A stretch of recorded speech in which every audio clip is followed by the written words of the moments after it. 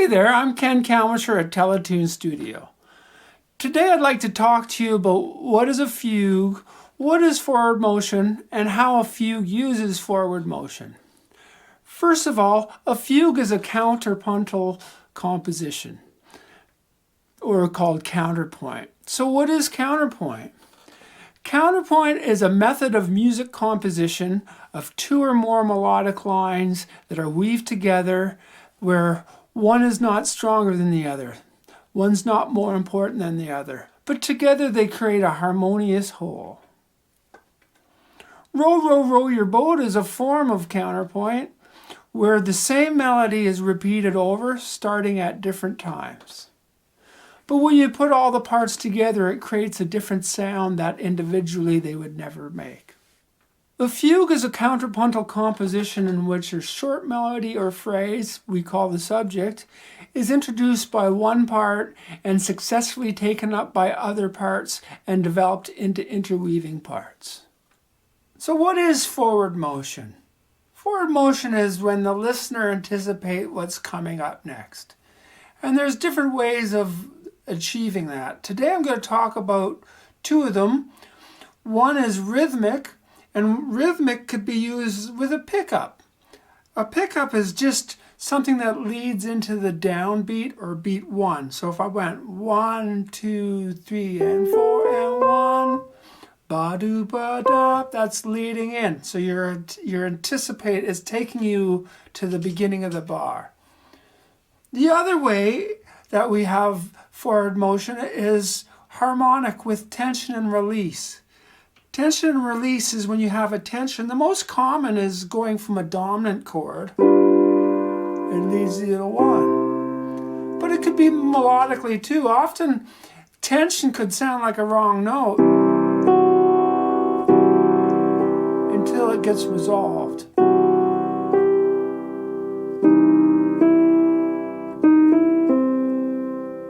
So those are the two main types of forward motion we're going to be talking about. So today we're going to be using the Bach Fugue in C. So we're going to start with the main subject, which is this.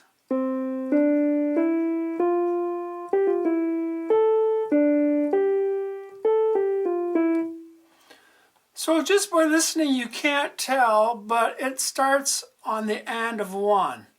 So what that does is it means it's a pickup leading into 3. 1 and 2 and 3. It has that first sense of forward motion right off, even though you don't hear it when you first start, except for it holds that F, which is a hint. So after that, it goes quickly to the G, but comes right back down to the E. So that's another form of a pickup. And after that, it leads into these 4 notes.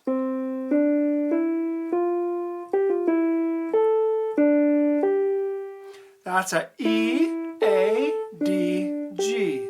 The 3rd, 6th, 2, 5. Now that's a very common movement, and that's because it's in the cycle of fifths. And the cycle of fifths is another form of forward motion because our ears are attuned to it, and much music uses that combination. If I harmonize it, you will hear that I can continue on.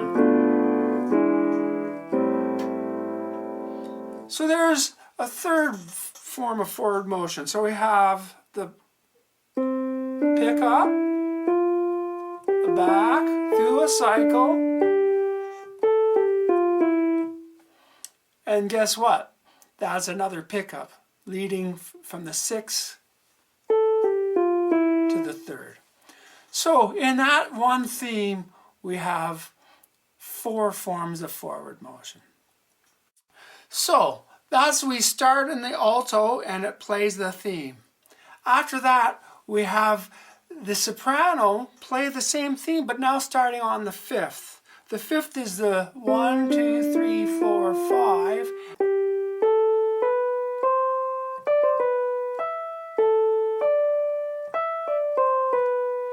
And then the tenor plays the theme on the dominant, but down an octave.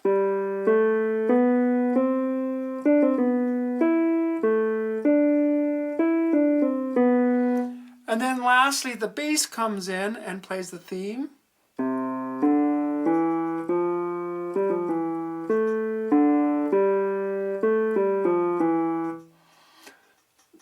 And that's on the tonic or the one chord.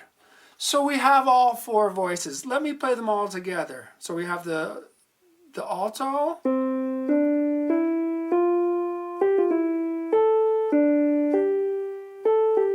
soprano,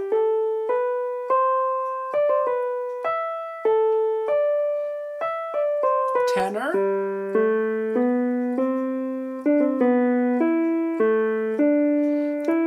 and bass.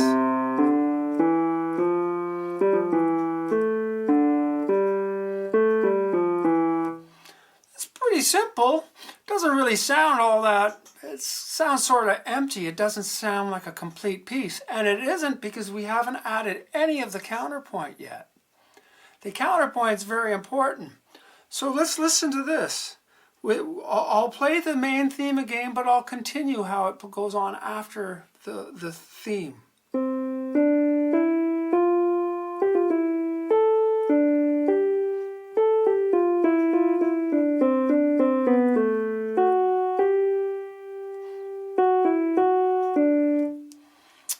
So that, you don't really hear where the theme ends. You don't really know where the theme ends the first time you listen to it.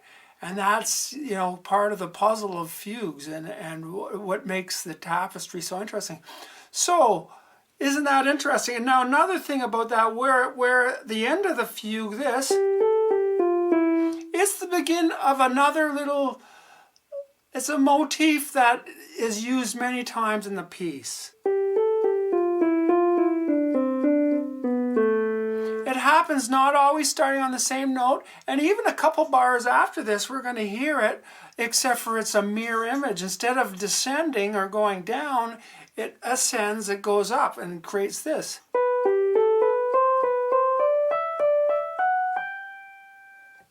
So let's listen to the main subject, and I'll keep playing the counterpoint when I bring in the soprano playing the subject on the dominant.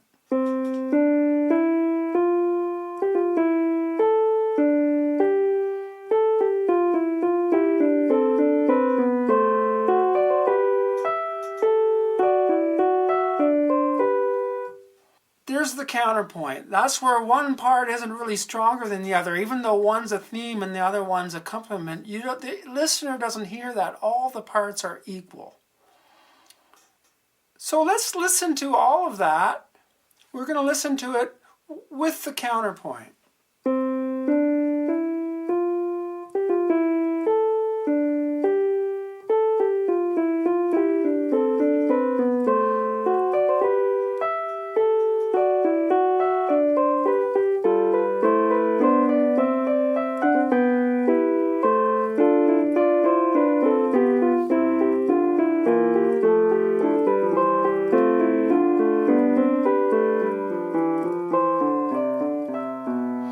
So you'll notice there that by the end of it, we didn't really hear what the theme was. By the time the bass came in, it had so much other stuff.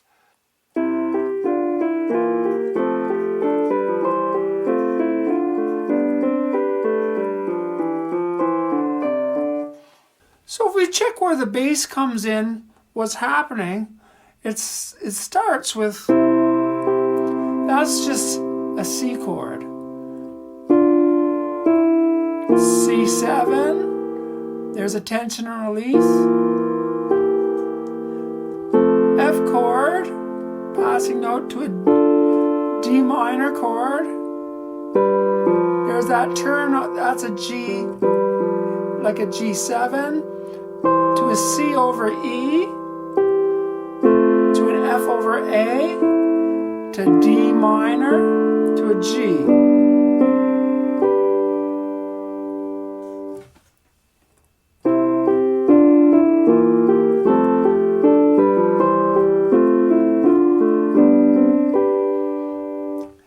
With the counterpoint, you don't really, it's not like you hear C, C7, F, D minor, G, C, F, D minor. That's kind of how we play chords, is we play them like that, but here they're going through. The order of the voices entering with the subject is up to the composer. This example is just for this fugue, but they all enter individually, but the order is subjective to the composer. Now that all the voices have entered and stated the subject, Bach starts to develop them in the fugue. After the bass finishes its subject, it continues with the same descending motif that the alto used on the opening subject. Then the soprano enters with the subject on the tonic or the 1, followed by the tenor only a quarter note later, while the bass continues with supporting counterpoint and the alto has a couple of bars of rest so that the section is a 3-point counterpoint.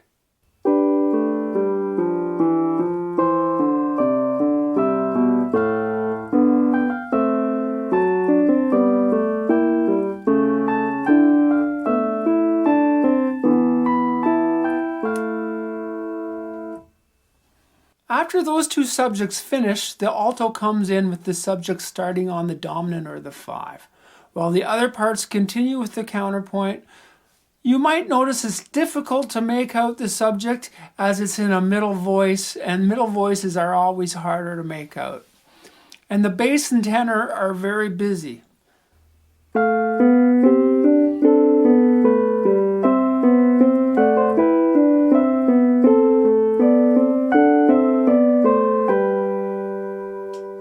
Just as the alto finishes its subject, the soprano's counterpoint plays that descending motif that's happened before in the piece a few times, but starting on a different note and with a slight alteration to make the counterpoint work. Underneath that, the bass starts the subject down low on the 5 or the dominant, and one beat later, the alto comes in on the subject on a D, or the second note of the scale. So this is the first time the subject has not started on the 1 or the 5. As this goes on, the tenor has a rest, so it's 3-point counterpoint.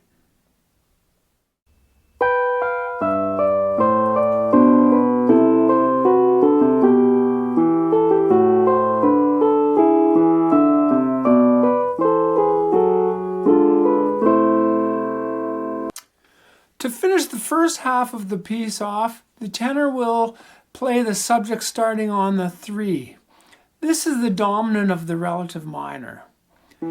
It's the first time that the subject will be altered, and it will happen more from now on as the piece moves forward. This is the most tension that the piece will have up to this point. And if you're a jazz player, you may notice that there's a lot of notes from the melodic minor scale, or it sounds like an altered scale. So all this tension is going to come and rest on an A minor. To note, A minor is the relative minor of C, and they're very closely related because a C6 the same notes as an A minor 7. The only difference is whether the bass is playing a C or an A.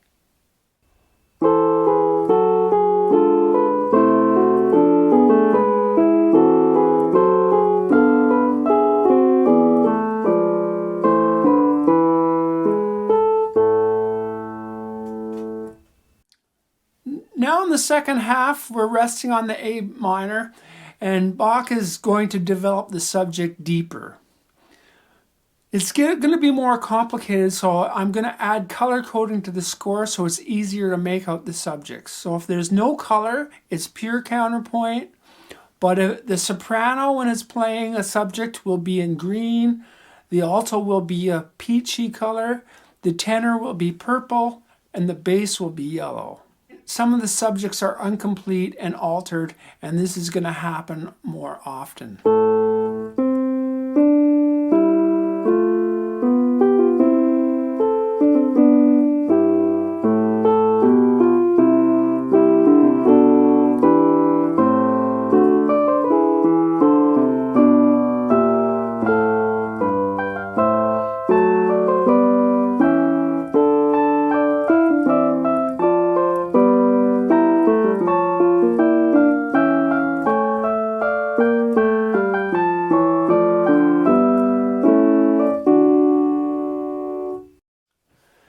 next 4 bars, we're going to have 2 counterpoints that are both altered, and they're a beat apart. The first one starting on the 6th, and the next one starting on the 3rd. And they're going to be hidden in a lot of counterpoint as the counterpoint's starting to take off here. And after that, there's going to be 2 more subjects on the dominant, and that's going to lead us back into our second time in the whole piece where we rest on a chord, and this is going to be resting on the tonic or the 1 chord. So a strong resolution back home to the 1 to set up the finale. In a fugue, there's very few points of rest because one thing's starting before another thing ends. And that's a big part of the forward motion.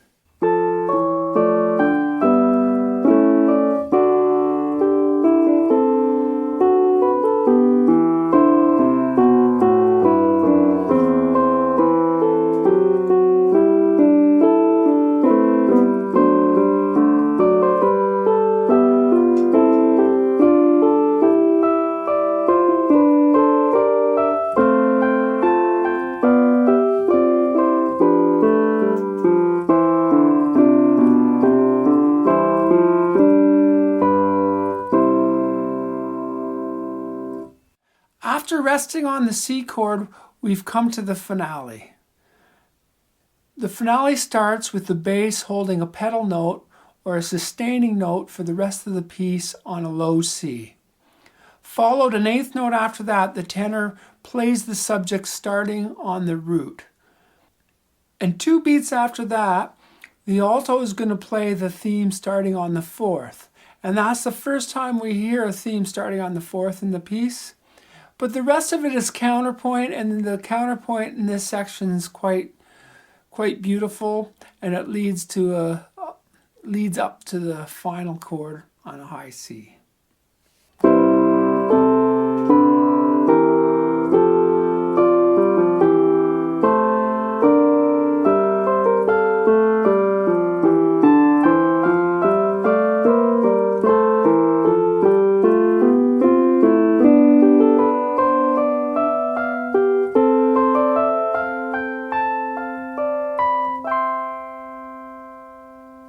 Thank you for listening to my video on fugues and forward motion. I hope you enjoyed it and learned something. I will be performing the fugue on a real piano, and it should be linked to this video. I plan to make some more videos, so I hope to see you again. My name's Ken Calmisher at Teletoon Studios, and goodbye for now.